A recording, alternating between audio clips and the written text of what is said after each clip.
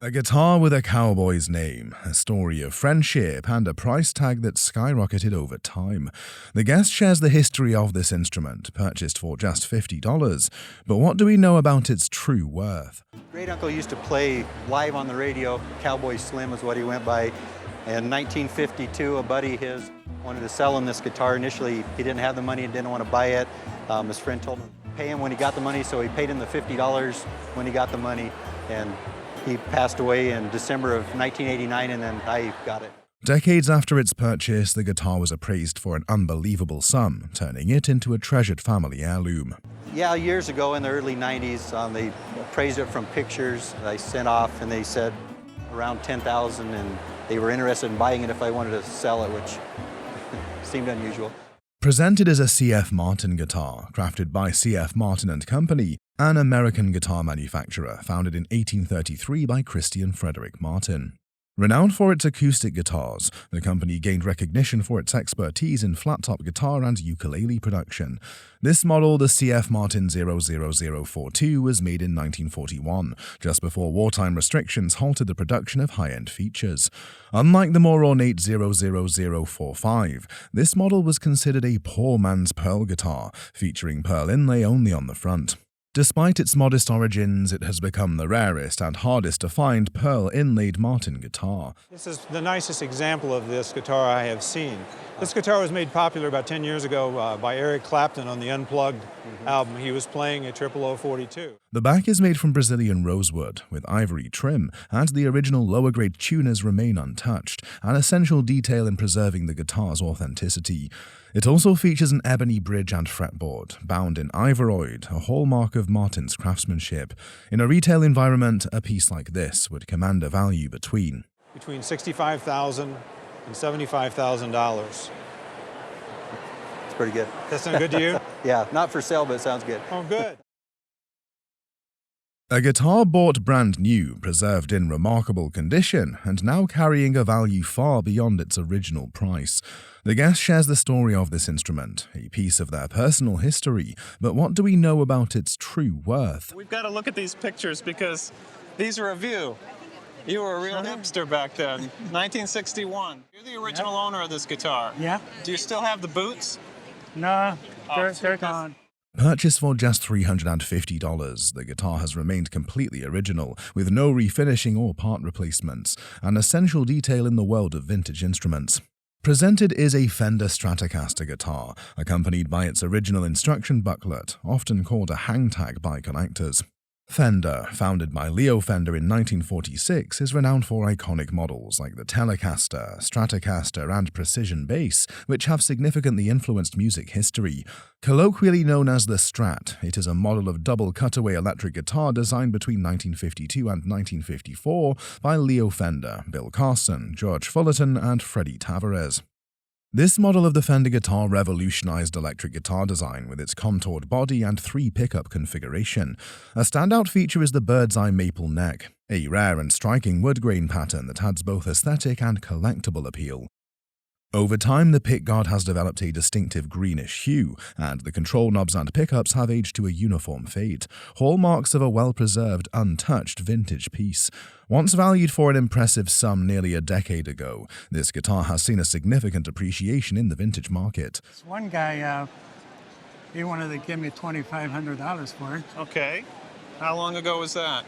About 9 years ago. Trading in today's environment, a piece like this would command a value between It's going to be about $18,000 to $20,000. Oh, wow. I should have bought 2 of them.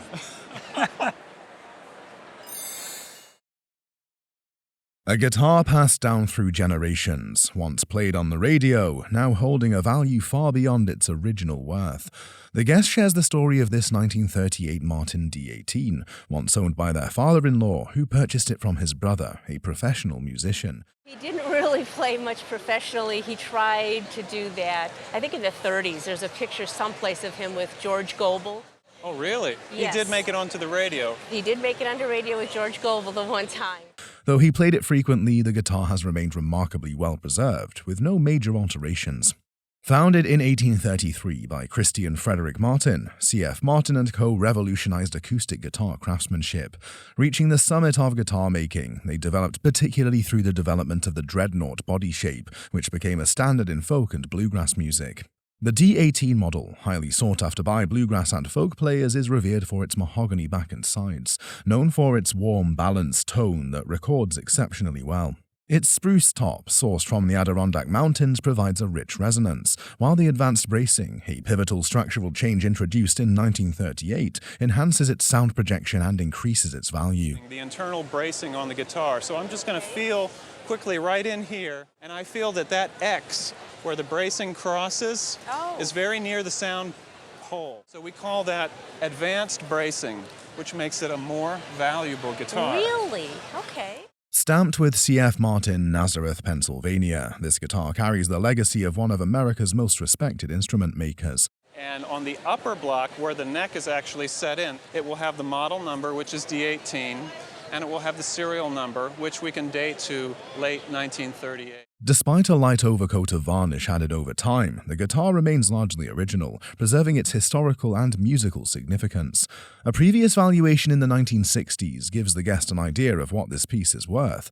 But the market has seen an exponential rise in value, far beyond the guest's expectations. Today, with its pre-war craftsmanship and advanced bracing, a piece like this would command a value between would be about $28,000 to $30,000. Okay. Yeah. Wow. Oh my. A guitar bought straight from a music shop in Illinois, fresh out of the army, now standing as a testament to both time and craftsmanship. This was my dad's. When he got out of the army, he went into a music shop in Alton, Illinois and purchased this guitar. Okay. The guest presents a 1954 Gibson Les Paul Standard, finished in its signature gold top, a model that helped define the electric guitar industry. Founded in 1902 by Orville Gibson, Gibson guitars became one of the most respected names in music. The Gibson Les Paul was originally designed by factory manager John Hewis and introduced in 1952, quickly becoming an icon, shaping the sound of rock and blues. Stamped with a serial number starting with 4, this guitar's origins trace directly to 1954, one of the early years of Les Paul's evolution. This model features a solid mahogany body with a carved maple top, a combination that gives it a distinctive sustain and resonance prized by musicians. What makes this piece even more intriguing is the presence of a factory-original fixed-arm Bigsby tremolo, a rare feature that is usually an aftermarket modification. Unlike later models with humbuckers, this Les Paul is equipped with P90 pickups, known for their warm, punchy tone that became a staple in early rock and blues music. Its original trapezoid inlays and bound rosewood fretboard add to the unmistakable character that defines a vintage Les Paul.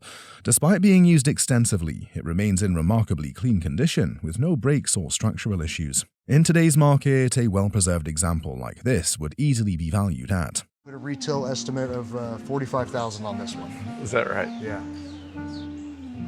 My dad would have been pleased to know that for sure. Yeah. 2 guitars, 2 eras, and one incredible family story. They belonged to my father.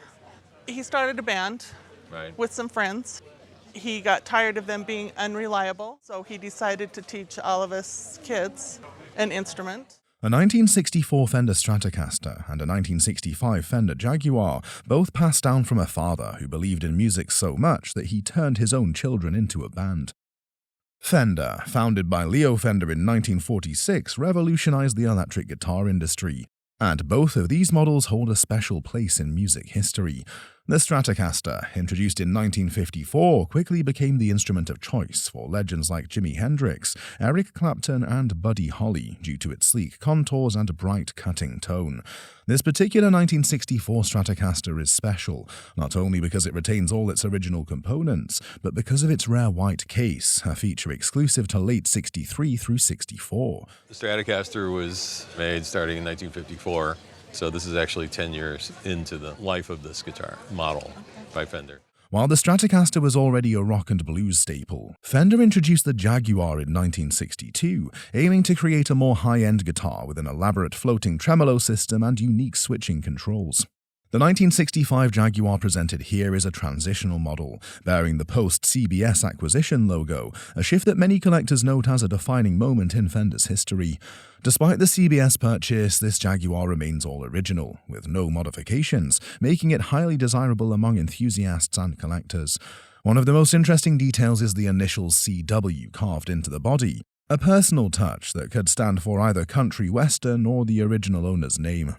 Both guitars have seen their fair share of use, but rather than wear, they carry what the appraiser calls love, signs of a musician who truly played and cherished them. I would call on a scale of 1 to 10, probably 7.5, 75% condition. They're good, but they have some wear. They have some love. I'd rather call it love than wear. Go.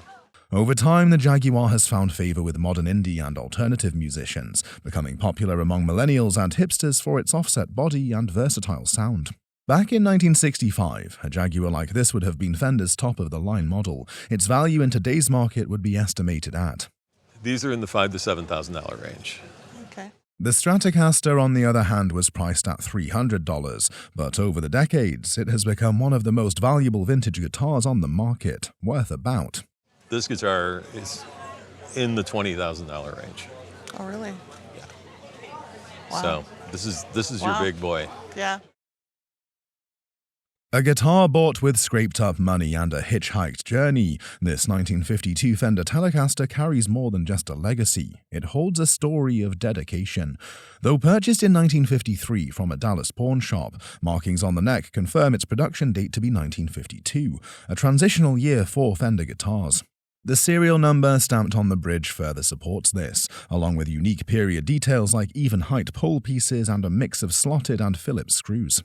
One of the most remarkable features is the initials TG on the neck, marking the work of Tadeo Gomez, a legendary Fender neck carver known for shaping some of the most coveted instruments of the era. His craftsmanship is so revered that guitars bearing his necks are among the most highly valued Fender models today. And another characteristic of 1952 being sort of a transitional year is that you have a mixture of slotted screws in the top holding in the pickguard and two Phillips-style screws on either end of the control plate. Beyond its historical significance, the guitar remains in exceptional condition, with minimal wear for a piece over 70 years old. For collectors, this isn't just a vintage Fender, it's a piece of guitar history, making it an incredibly desirable find. When plugged in, the sound lives up to the reputation. A real screamer, as collectors say about vintage Fenders. Initially valued at $10,000 about 5 years ago, its worth has significantly increased due to both market demand and its pristine condition. A conservative estimate places its value at an approximate. Probably closer to $30,000 because it's so clean. Okay.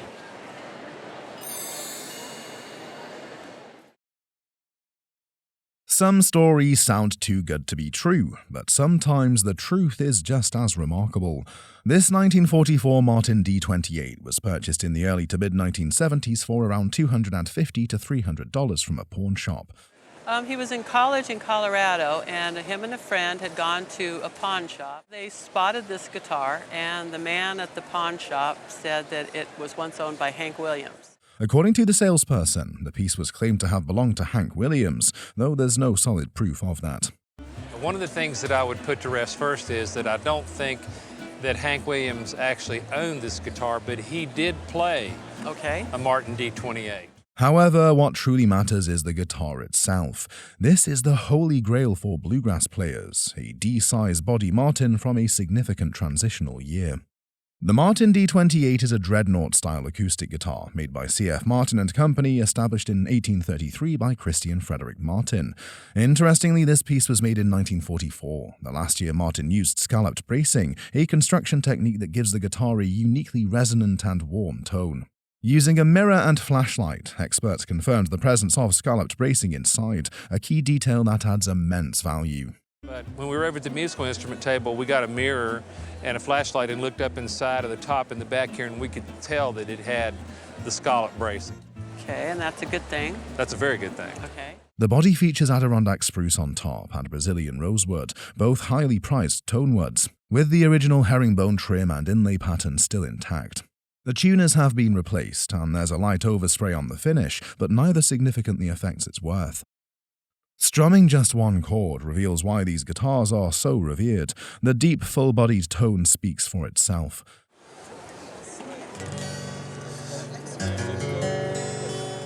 You hear how full that is? Evidence of the overspray includes a slight varnish mist inside the sound hole and an area near the fingerboard extension that wouldn't have originally been finished. Despite these minor changes, the guitar remains a highly desirable collector's piece, estimated at Would retail for $35,000 to $45,000. Well, that's great.